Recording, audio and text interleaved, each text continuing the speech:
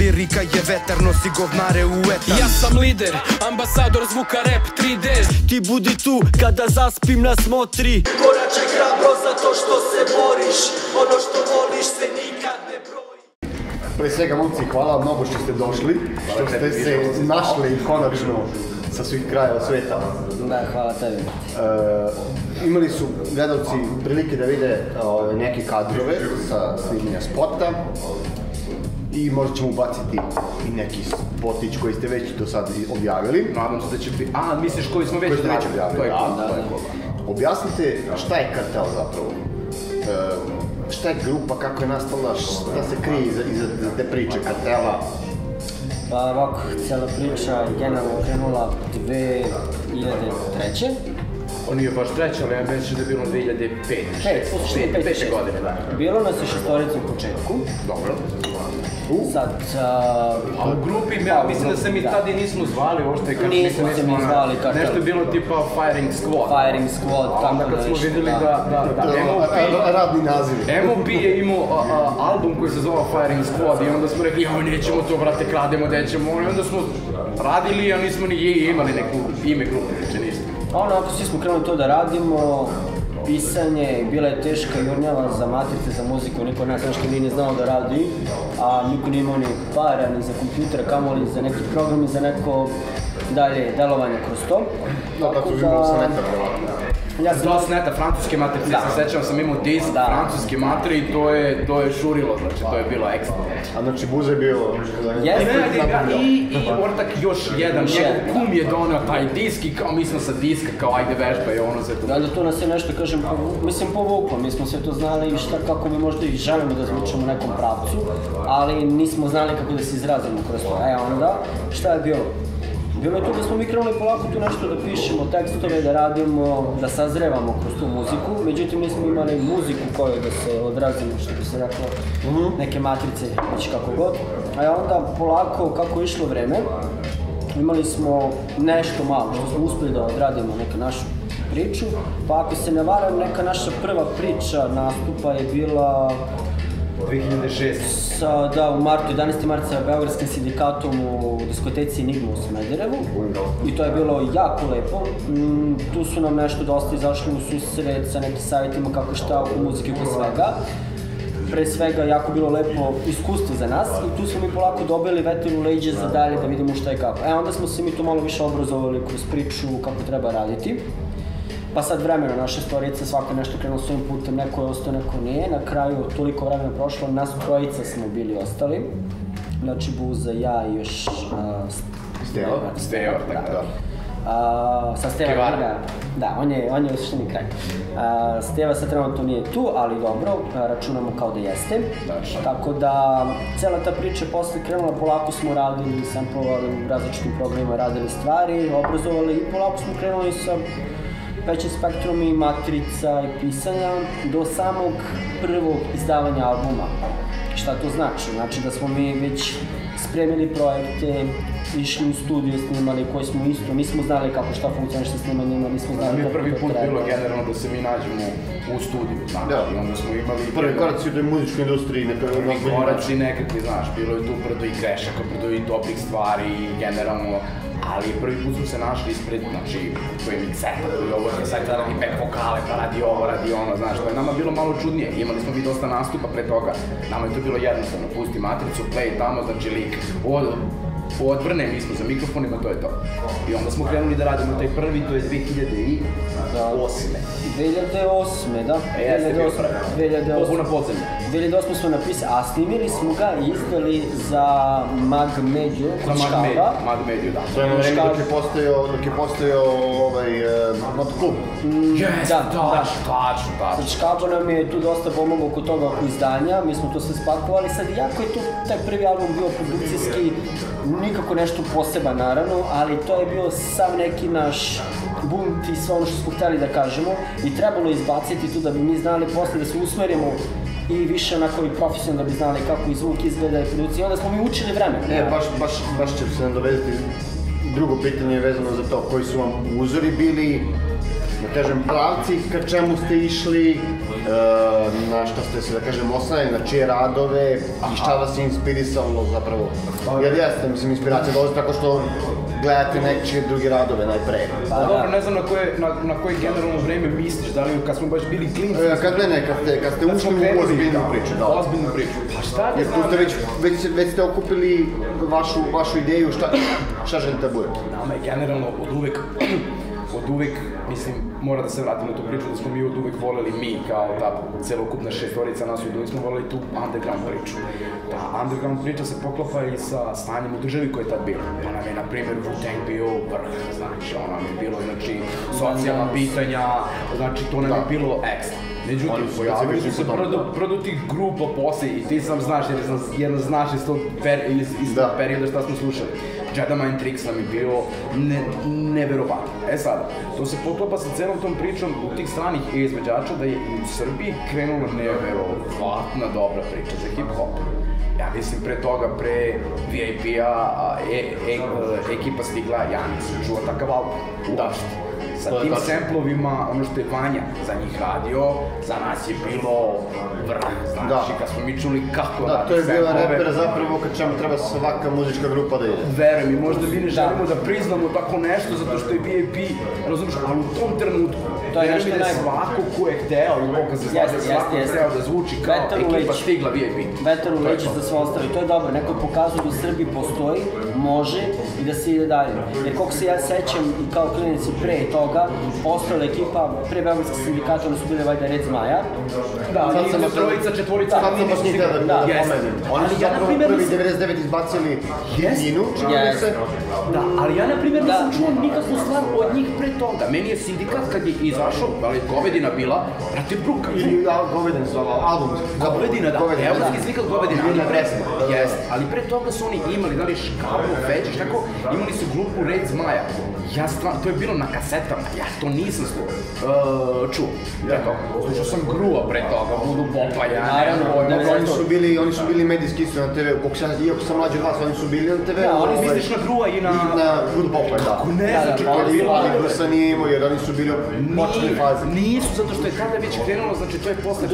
oktobra. Druga era. Posle 5. oktobra, to je krenulo već 2000. 2001.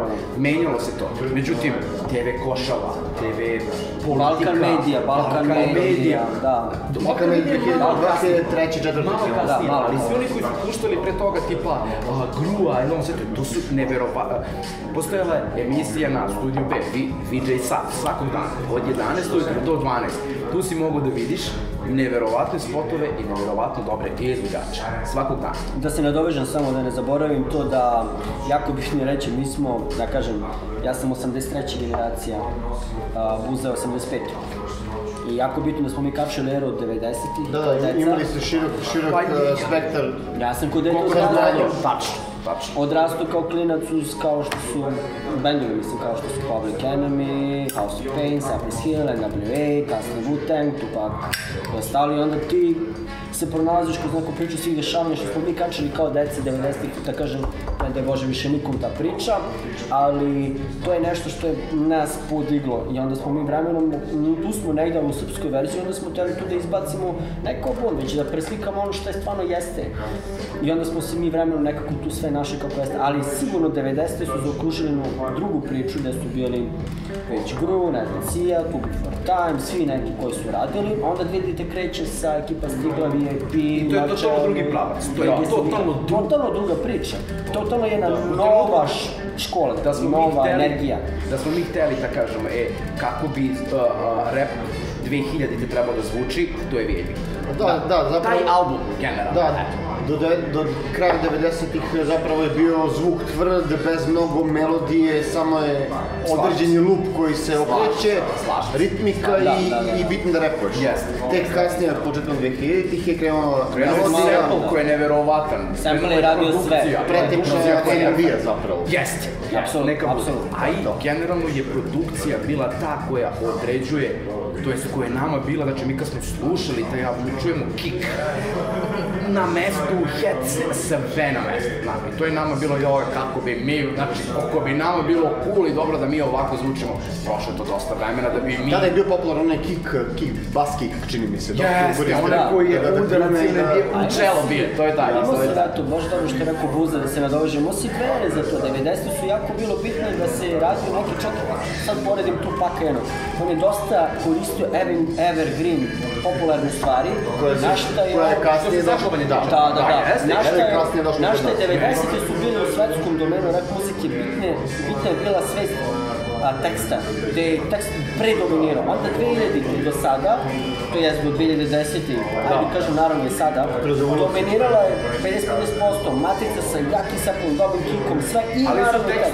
Ali su tekstovi, naravno, dobro. Srpski je. Da, kažem 50-50, lepo rekao, da. I onda i to je prešlo danas u muziku samo. Da, imaš te dve ere koji su tako obeležile. To je interesantno kad malo pratiš, uđeš dublje. Sad naravno, ja ne kažem, mi smo odrastali samo s to, slušamo mi neku drugu muziku i drugu muziku. Ne, bilo je popularno dosta druge vrste muzike, znači tako da sve te neke stvari, sve te neke stvari su bile interesantne, znaš, i onda to opet meni je bilo onako, znaš, pratiš jedno, pratiš drugo, slušaš jedno. Znači, u suštini, obrazovali ste se, tako reći, i rasli na obe, kažem, posebno i hardcore i heavy metal i sve onako jako snažno što bi se rekao. Odlično. Moja je taktika da upadnem na prepad. Uzmem sve što vidim, hoću i što želeo sam nekad. Ovde sve je naopako, kao da treba tako. Svjetlo nosi sako na TV-u, pederi, kurve i makro. Kako je muzika zapravo vas pojedinačno oblikovala, kako bi rekli, šta bi rekli recimo o drugim ljudima, šta ste vidjeli kod njih, kako na njih uticala i, kao, da kažem, vaša ekipa?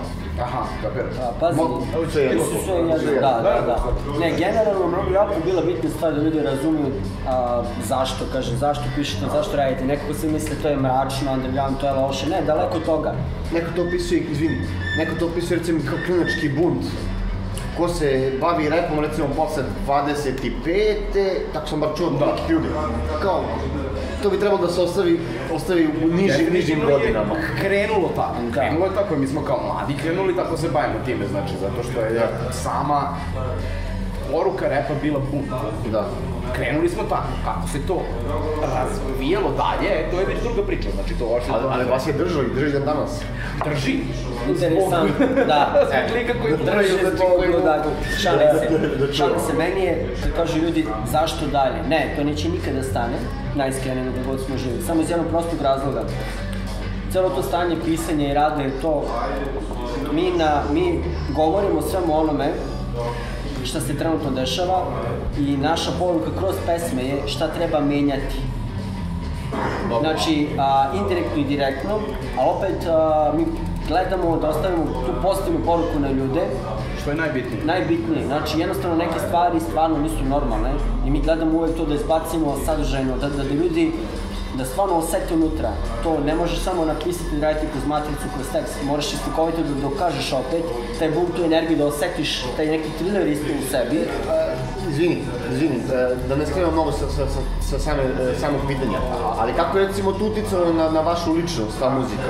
Mislim, okej, održalo vam je energiju tu, mladost, snagu, dosta je. Uticalo je dosta, uticalo je na to da smo mi prvo morali sebe da izgledamo, da promenimo, da bi mi mogli nešto stvarno iskreno promenimo. Ne samo što kaže da pucamo kapislano, nego već stvarno da probamo da to u praksi promenimo. Jer mnogi su pričali kao, pa dobro, kao to je što ti kažeš i sam, klinička fora do određene godine, pa da vi se zovete tako. Nama je jako bitno bilo da ljudi skapiraju da to ne nose lošu poruku i da sam naziv kao Kartel je jedna ekipa ljudi, drugara koji se poznaju ceo život kao jedna, da kažem, družina, jedinka, znači nije tu ništa loše. Nažalost, danas u svijetu se zna kao ta reč, kao šta označava i onda tu ljudi malo, da kažem, zbunjuje ih, znaš. I onda mi ne želimo da to ispane tako, naravno, trudimo se da maksimalno damo pozitivan stav o tome, svi mi, tako da u suštini na nas je uticalo više i pozitivno i odrasli smo dosta i sad gledamo da malo preusmerimo priču Nije to samo kaže neko underground ili komercijalno. Komercijalno nešto što je dobro, ne mora da bude ofarbano, naranđasto ili ljubičasto da bi to izgledalo dobro, već je realno iskreno. Sad, ono šta ti se plasira, ti to moraš da znaš kako ćeš da prihvatiš. Ako ne znaš, onda to je već problem. Kako je tebe Buz uticalo? Kako se tvoja ličnost zapravo, kad bi sad odradio retrospektivu, kako je tvoja ličnost rasla? Vjerojatno si imao i sukobe sa svojim mišljenjima i sa mišljenjima tekstova koje nose. Ne samo sa sobom i sa okolinom, ali glavno je to sa sobom, u pravosti. Mi smo generalno, ja sam to počeo kao klinac, 18 godina, kao ajde se nešto da se radi i tako to. Uticalo je u jednom pravcu generalno da smo oko sebe si vidio i sam znaš da koliko je tvojih prijatelja izašlo van i u tom periodu dok su mlađi. Da. Sad, glavna stvar kod mene je bila ta da ću da budem kontradiktoran, ako budem radio to što radim i ako propagiram to da treba čovjek da se bori, kako ću poruku poslati time što ću otići iz zemlje sa 20 godina. Automatski sam kontradiktoran i onda sam na osnovu toga ostajao ovde maksimalno koliko god sam mogu i borio se. Ta vremena su bila teška, sećaš se i ti sam, znači da je bilo teško i za izvođače i za porodice samo, znači. I onda sam ja pokušao da time što ostajem tu, što radim taj posao koji radim, pa pritom imam vremena za to, pa se cimaj za ovo, pa se cimaj za ono, da dokažem sebi da mogu da promenim nešto. To je Don Quixote klasičan, znači stvar. A si imao svijest o tome da recimo najvjerovatnije neće borba da uspe, ali si ipak... Jesam nakon nekog vremena video da ta borba ne može da donese, kao jedinka da se ja borim sam, ne može da donese nikakvu promenu generalno. Prva promena koju napraviš je kod sebe, u glavi, da nije bitno gde si fizički. Bitno je ono što radiš i bitno je kakvu poruku šalješ. Generalno. Kakvu poruku poslati? Kakvu poruku poslati poruku. To je za mene bilo bitno, ali svakog dana, evo i dan danas imam sumnje u svoj rad. Generalno. Da, to je dobro. Imaš sumnje u svoj rad. Pokušaš da budeš bolji, tačno, to je to. Ali ne treba da te spreči da nastaviš da radiš. Tako što više, okruži se ljudima koji će ti dati dobronameran savjet, generalno, da ti tačno vidiš u njegovom izlaganju, u njegovoj priči, da ti on daje dobronameran savjet, da bi ti mogo da poboljšaš to što jeste. Dobronameran savjet ti može dati jedino iskren prijatelj. Okruži se iskrenim prijateljima koliko god možeš. I to je to. Ja mislim da je to uspeh za nešto, da ćeš ti biti zadovoljan na bilo čemu. Na bilo čemu. Ne bara to da li je to muzika, da li je to profesionalan plan, bilo kakav plan. Bitno je samo da se okružiš porodicom na prvom mestu i prijateljima plan. Eto, to je to. Ne da ih nikom, nisi olovni vojnik. Korače hrabro zato što se bori. Tu ljudi žive, a organizam traži. Mozak stvara antitela u borbi protiv laži. Jedna od tema koju želim da obradim sa vama jeste komercijalna muzika iz pogleda, jel te? Kako se razvijala, šta mislite o komercijalnoj muzici, generalno komercijali, kada pričaš o kupoprodaji nekog produkta, i šta mislite, gde će da dovede, niko ne može da zna, ali šta mislite, gde može sutra, šta može da nas čeka sutra u komercijalnoj muzici, u toj produkciji, s obzirom da onako subjektivno i objektivno sve je loše i lošije, mislim kulturno gledano. Pitanje koliko daleko se ide sa tim i zbog čega, vidiš da ide se zbog novca, prevazno. Dobro. Mislim, novac je svuda prisutan, tako da... Pa komercijalno znači da se proda. Da se ne lažemo, znači to se prodaje, to mora da bude, nus produkti, da se plasira negde na medijima i onaj ko će da prihvati to. A ti misliš da je loše recimo biti komercijalno nešto? Nije loše. Muziku, nećemo da uzimamo druge jasne. Ne, nije loše, pa svaki proizvod, mi kupuješ neku hranu, bilo šta, ona je dobra zato što je popularna, automatski to je komercijalno, znači da je dobro. Ali u ovom svetu u kome smo mi, teško, posebno i u rap muzici, iz razloga što danas se sve nešto drugo plasira zato što prihvatljivo. Ne razmišljaju isto generacije, ne razmišljaju na način na koji svi neki drugi razmišljaju i onda malo je ljudi, zato se zove to underground, a ono što je komercijalno, ono što se plasira svima. Gledaš na najjačim medijima, mainstream medijima, ono što se plasira, menadžerija, sve živo što je uvučeno u to, tako da oni ti sve diktiraju. I ja bih voleo da je to komercijalno u ovoj muzici jako dobro, da svako ima prostora, ali da budemo realni, nije i niko nema toliko prostora kao svi ostali koji imaju. Da. Tako da ne znam, to je neko moje mišljenje. Suštini u komercijali su oni podobni. Pa generalno iskustvo sa komercijalnim stvarima, da ne bude što se tiče muzike samo. Da, generalno. Ajde se fokusiramo na uopšte komercijalizaciju totalno celu. Jedan, da ne spominjem brendove, ali jedan od fast fooda koji je najpopularniji, znamo na koji se mislimo, nije dobar. Ali on je komercijalno pokriven najbolje. Da li to znači da recimo kroz marketing možeš, mislim okej, ajde, sad postoji ona već uveliko poznata da marketing je sve. Yes, To je Škabo rekao, hip-hop i mrtav marketing je sve. A da li to znači da recimo i najgore stvari, znaš kad kažu ne može gore od ovoga sada, uvek može gore i uvek može bolje. Uvek može. Da li to znači da recimo uvek može prodaš šta god da je, kako god da je proizvod u pitanju, da li je loš, dobar? Svaka roba ima svog kupca, može. Zašto? Ako imaš dovoljan medijski prostor i ako, po znacima navoda, bombarduješ ljudima sa tvojim produktom, sama psihologija čoveka uđeš u podsvest i gotov je, znači ti ćeš prodati svoj produkt kako god. To je kao onaj trik sa crvenom bojom. Zašto je recimo hrana uglavnom crveno-žuta, da ti ne tere glad? Tačno. U tome je stvar. A stvar je u tome što su uglavnom, ne bih rekao u 100% slučajeva, stvari koje su komercijalne su loše. To je moje To je moje mišljenje. Ne polazimo iz tipa muzike, pričamo o nečemu, generalno. pričamo, evo neka bude da je hrana u pitanju koji je veliki problem danas. Ogroman problem tipa fast foodova i velikih lanaca fast foodova. Gazirani sokovi, da ne pričamo o kojemu znamo našto. Da ne spominjemo brendove. To je dokazano je da ta komercijalizacija takvih stvari je loša po individu. Da. A zašto recimo ljudi, ipak, pričamo generalno kad pogledaš, zašto ljudi recimo ne zastanu i ne razmisle da li je to što oni vide zapravo dobro? Zašto?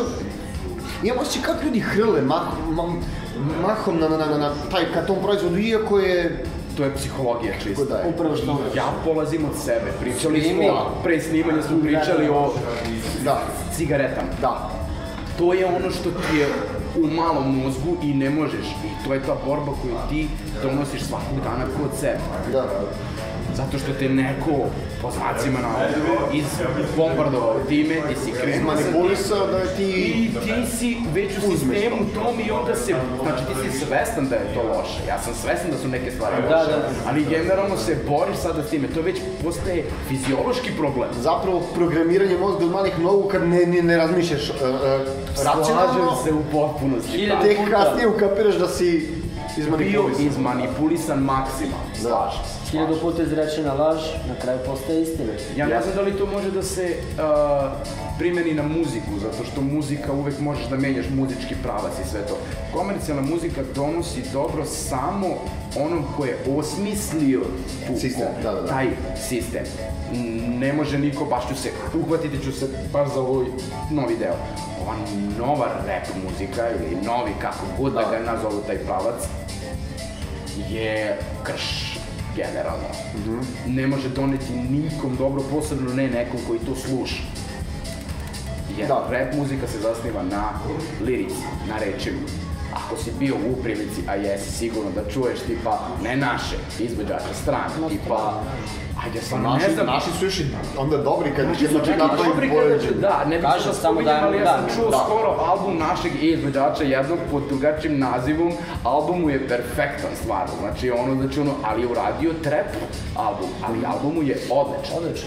Ali kada čuješ američki izvođače i kako oni to prenose na svoj video ili sve to, to je totalno loša poruka i totalno loša. Moje mišljenje. Ja mislim da se kroz muziku tu komercijalnu, aj pričamo sa zapadne strane, zapravo da je poenta takve muzike samo da se, sad neko to smatra kao teorija zavere, da se kroz tekst provuče neki kontekst, neka priča, neka tema koja će se ureže u podsvest čoveka i da ga opet konfiguriše na svoj način. Imaš sigurno, imaš tržište. Znaš, kao subliminalne poruke. Ne, imaš tržište, to je jasno. Imaš čak kroz sve te, kako je naveo, tu novu vrstu rap muzike trap koja je pokazana je kako je sa zapadne strane, ne kažem gledišta, ali provlačite se, skupite bili šampanjci, neki high-five, život, brendovi, imenom i prezimenom brendovi. Bombarduje se, a u suštini ljudi tako ne žive tim životom, znači, generalno, ako ću ja tebe da lažem, što kaže,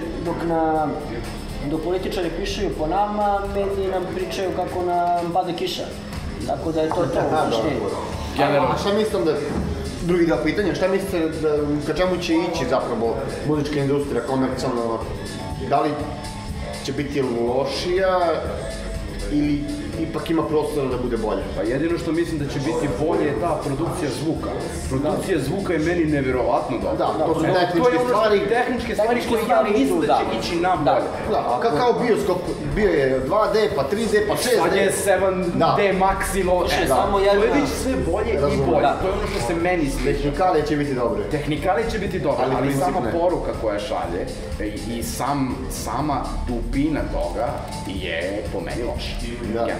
Neko bi rekao da je to zapravo opet teorija zavere, neko ne. Pa nema ti zašto, jedina osoba koja... Samo pogledaš kako je funkcionisalo, odakle je krenulo, gdje smo sada. Eto, slažem se. Vidiš da zatupljuješ narod. Ako mene pitaš, po mom mišljenju, jedini koji to nazove u novom pravcu, koja je osoba koja je ostavila nešto i pokazala drugu priču da možeš da... Moram da kažem, Eminem. Znao sam što njega. Da, ali on je van konteksta. On je van serijski. On je slučaj za sebe, on ima Drea koji je napravio... Ali on je pokazao da i taj stil može da se nastavi. Znači, više nije bitno to da ti moraš. Oni su tebi naveli da je moranje, da ti pakuješ te brendirane priče. Ne, on je pokazao super. Znači, šta se ovdje dešava? Da se sad trenutno mora da se namiče i to ti više ne možeš da biraš. A da bi ostao ono što jesi... Naravno, ali ja mislim da Eminem ne može se porediti. Sa onim što je bio pre. Ili sa celokupnom pričom. Znaš, ne može. Mnogo je ovih spoljnih faktora. A naravno. On jeste kvalitetan kao kvalitetan izvođač, ali ja mislim da više tu pije vodu to što je on ipak na staroj slavi pravi novo. Definitivno. Zato ga i ne diraju. Zato on je nastavio to da radi, ali u svojoj opciji. I oni znaju da je već izgrađen kao brend i onda nikoga tu i ne dira, ali sve novi što izlaze, moram da kažem, smešni su. Svaki naš iz Srbije, mnogo ljudi sa Balkana koji se bave underground rap scenom ili mogu da pojedu. Ja Balkan ne bih, mislim, uz dužno poštovanje prema svim izvođačima, od najpoznatijih do nepoznatijih. Balkan je priča za sebe, mi smo samo copy-paste. Mi ne pravimo ništa novo, mi samo uzimamo i kaskamo za svetom i ono što dođe kod nas, to je bilo pre par godina, to znate sami. Slažem se potpuno. Jedino što može da nas izdvoji od njih je generalno onaj tekst koji ti imaš, ajde neka bude, pošto sam bavim rap muzikom, o čemu ti pričaš? Smisleno. O čemu ti pričaš generalno, znači, da li ta priča koju ti pričaš ima nekog smisla generalno? U tome je stvar. To je jedino što uzmeš sito, izbaciš ono što je loše, a ima dobrih izvođača. To je jedino što može da nas razlikuje po tipanju ovog. Eminem je institucija za sebe, on je nastavio da radi to što radi i pre. Njegovi tekstovi su odlični. Nema tekstovi gde pominje jednu reč po 30 puta, mislim, znamo šta, znaš. Samo da bi upotpunio taj 3.33. Zašto bi to radio? Svi naših snova, sve ono što jesmo, da budem jači, da razmišljam svesno. Korače hrabro zato što se boriš, ono što voliš se nikad ne broji. Ti budi uzor jer snovi su tvoji, ne daj ih nikom, nisi olov ni vojnik. Kreće stvar, kreće da se pričamo za desta, vi ste kako položili. Ovaj kadar odlični. Kao posljednje pitanje, kao šlag na tortu, jel te, što uvek ide. Kakve biste recimo poruke, ajde recimo ti Boku prvo, kakvu bi poruku mladom Bojanu kad bi sreo sebe od pre 10 godina, šta bi mu rekao, ka čemu da ide, ka čemu da stremi, šta bi ga posavjetovao? Naravno, posle i ti buza šta bi malom Deji. Pa, s obzirom na cijelo odrastanje, sad da je suprotno onome čemu sam odrastao, da je sve bilo kako jeste, a da nije bilo onako stvarno kako jeste, odnosno loše. Sigurno usmeravanje na nekom obrazovanju što je osnovno, borbi uvek za nečem, težiš ka nečemu što želiš u životu. Znači da ostaneš svoj, da ostaneš svoj, a ono sve što radiš, tako da si probao, da si školovao, to ne nazove kako hoćeš, nastaviš ono, teraš dalje. Ja mislim da je to nešto... A kako da se nešto sa nedaćama koje ga saleću? Naravno, kako da ostane psihički stabilan? Pa mislim, sad ću da ti kažem... S ovim iskustvom bukvalno koje imaš? Pa to je problem što to iskustvo ne bi postojalo da te nedaće nisu dovele i održale, mogo sam ja da budem slabiji, da skrenem sa druge putanije, ali ako je to mene čustveno kao osobu i napravilo me iskusnim i više pametnim, onda smatraš da može i tog malog ili bilo kog klinca? Isto tako, međutim plašim se sada kad bi mi neko rekao da sve isto prođem, da znam, a znam šta sam sve iskreno prošao, ne bih smeo dolazim da znam da li bi opet možda izdržao psihički i fizički sve to, s obzirom pričamo o ozbiljnim sferama koji su kačali 90-ih u narodu. Pre nego što pređemo na Dejanov deo, jer Buzo sigurno ima svoje mišljenje, treba bih samo jednu kratku stvar da ubacim. Nisam siguran, ali smatram da današnji klinci, mislim, evo pričat ću iz svog ugla, naravno prvo pričat od sebe. Ja sam imao vas i još koliko ljudi oko vas, da li se blisko družili s vama ili ne, ja sam imao ekipu, drugare ili prijatelji ili poznanike s kojim mogu da naučim nešto, od kojih mogu da pokupim neki pelcer, bilo koji, životni, da li je muzički, da li je profesionalno, radiš šta te plaće ili šta god, džabu. Ja mislim da to klinci... Plaćaš šta te radi. Plaćaš šta te radi. Ja mislim, nisam siguran, ali mislim da ne grešim, da klinci nemaju toliko dodirnih tačaka sa starijim generacijama. Ja mislim da je to veliki problem. Ne znam, znaš ono... Ja mislim da to vodi... A to je potrebno klincima. Jeste, ali ja mislim da je glavni problem bit ću veoma kratak. Zašto ljudi... Sažet, ne kratak. Zašto ljudi... A sažet, bačno. Zašto ljudi nemaju toliko interakciju sa drugim ljudima. Socijalne mreže. To je ono što je dosta. Mi nismo imali kad smo deca. Napravio bih paralelu pa ćeš reći šta bi ti poručio. Pričali smo, čini mi, o komercijali smo pričali. Da. I kad se komercijala pomene, priča se o novcu, jel te? Kad se pričaju o socijalnim problemima, spomene se uvek kao loša strana socijalne mreže. Ja smatram, sad vi se složite ili ne, da su socijalne mreže iz socijalnog aspekta samo doprinele da svako bude ono što bi želeo da bude i samo se probudio ego koji može da se hrani. Isto kao novac koji ne menja čoveka, nego samo izbacuje ono što jeste zapravo. Neko će se mnogo novca da pokloni, i imamo primere po svetu i u Srbiji, koji će da pokloni sve nekome u dobrotvorne svrhe i neko će se razbaciti da radi sve i svašta. Imaš prednost i mani. Prednost je tome što svako će i probati da iskaže nešto, a mnogi će moći da ga vidi i to, moram opet da kažem, za free. Znači, ne plaćaš ti nešto, a svako može da te vidi, kao reklamu dobro. Ali loša je stvar što kreativni deo sebe nisi izbacio u realnoj opciji i da ti to možeš negdje da prikažeš stvarno i da nastaviš s tim i da istraješ u tome i da napreduješ u tome. Jer tu se završava sve na toj socijalnoj mreži i tu je tačka. Automatski, upravo si dobro rekao, ego, em što raste, em što se ne leči, uleće drugi, treći, peti ego, dolazi do eksplozije egoizma. I onda...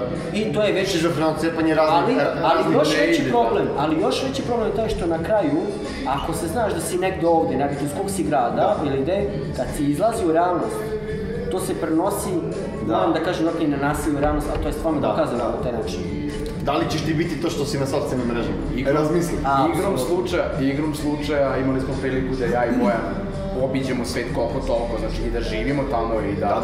I onda iskustvo koje ja imam što se tiče tih socijalnih mreža, ono što sam ja video, a na primjer to su zemlje Bliskog istoka i sam znaš da su one, znači, neverovatno propagiraju tipa, ne znam, Burj Khalifa i ovo i ono, znači igrom slučaja poznajem ljude, da li su ženskog pola, da li su, izvinjavam se, da li su ženskog ili muškog pola, poznajem njihov privatni život i njihov život na Instagramu. A mi to znamo. To su dve različite sfere, totalno. To su dve totalno različite sfere.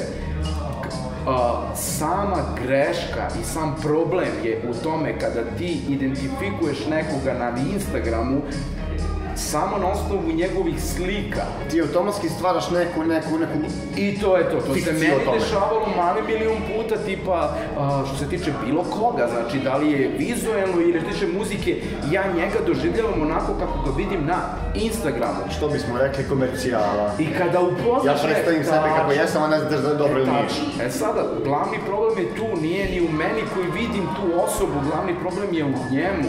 Kako se on predstavi na tim socijalnim mrežama. Kako će drugi ljudi da ga vide. To je glavni problem. Čak i ljudi koji to uređuju, ja sam imao priliku, sam isto na tom Bliskom istoku boravio dosta, a Buze zna, imao sam priliku da radim sa imenima kao što su Janet Jackson, Michael Jacksona, Drake jedan, u toj istoj kao muzici. Dobro, to su ljudi koji razumiju kako funkcioniše sve. Naravno, jer su godinama u greška. Imaju ljude koji stoji iza njega. To je druga stvar. Drugi ljudi kreiraju ono što mi, kako treba izgledati, zato što oni tako žele, ali oni kad uđu sami u kontakt sa tobom, ja sam imao priliku da pitam i da slušam, oni žele da sve to ne postoji i oni pokušavaju kad te vide samo da si normalno, da se ne prikažeš prema njima kao zato što je on nešto bitan, samo traže da te pitaju, samo traže da te pitaju, a kako si? Bravo, vidiš, to je ta poenta, prosto, oni su prosti, ali ako hoćeš da budeš u tim mainstream, socijalnim, kako hoćeš mrežama, vodama, životu, pomeri se, imat ćeš opasan pritisak, ako si spreman da živiš, daju ti određeni deo novca, ako nisi, sutra naprave nekog drugog, čao. Dobro, da ne skačemo mnogo s temom, da se razumemo, gde god da uploviš, sve je zapravo biznis danas, gde god da uploviš, mora da se deli kolač. Mora, naravno. To je normalno. Tako da ljudi se zapravo, najviše ljudi propadaju zbog toga što ne žele da dele kolač. Tačno. Koliko god da je deo, nebitno kome. Bitno je da šta god da radiš i vidiš da... Gledaj, kaži. Kratko, šta god da, to jest, šta god da radiš, bitno je da zadržiš sebe, koliko god možeš. To je ličnost. Koliko god možeš, da te ne definiše ništa drugo nego samo tvoj odnos koji ti imaš, kao što sam rekao na početku, sa bliskim ljudima i sa familijom, porodicom. Samo jedna mala stvar da se nadovežem, čisto kao tu neku najavu što imamo. Uskoro se pravi ta nova pesma, u izradi je, spot uskoro isto će biti. Pesma će se zvati Olovni vojnik, radimo sa liderom iz Pančeva, to je featuring, tu saradnju. Tu će da bude i DJ Dubi na Scratchu, pa to je nešto novo. Tako da, eto, kao tu neku malu najavu i to je to. Album neki možda da planirate ili nema vremena trenutno za album? Teško pitanje. Ako ćemo da ga radimo tipa stvar po stvar, moći će. Ali koncept kao koncept je sednemo i završimo ga za 2 meseca, teško. Ali stvar po stvar, pa da se to lepo onako sređuje, to može, to uopšte nije problem. Ali da napravimo koncept ceo, teško. Tebe nisam pitao. Šta bi malom Dejanu rekao kad bi ti, recimo, stao ispred sebe samog od pre 10-15 godina, šta bi mu rekao? Šta bi ga posavjetao? Pa ajde neka bude malo više godina, 10-15, pošto sam baš onako malo stariji, mislim nisam mnogo stariji, ali neka bude da kad sam bio još onako mlađi. A rekao bih da provedem što više vremena sa porodicom, to mi je ono što je netipno što se tiče muzike i ono svega, znači može biti samo da provedeš sa porodicom što više vremena, eto to je ono što bi... Ponekad shvatiš da je i kasno, neke stvari ne možeš da promeniš, ali eto, to je ono, da možda vratimo vreme, vratili bi zbog i ličnih razloga i svega, ali dobro, to je život, to je to iskustvo što smo pričali, tako da sve bi to zaokružili na kraju, opet najbitnija stvar, broj 1 je porodica. Porodica na prvom mjestu. Hvala momci. Hvala tebi. Baš sam uživo u razgovoru. Hvala tebi, također. Drago mi što sam vas ponovo video, što smo na Biće uskoro, nadam se.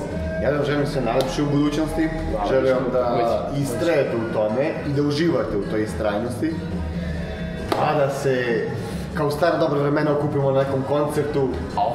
Kako bi to bilo dobro, znači. Najbolje. Kako vam je ovdje?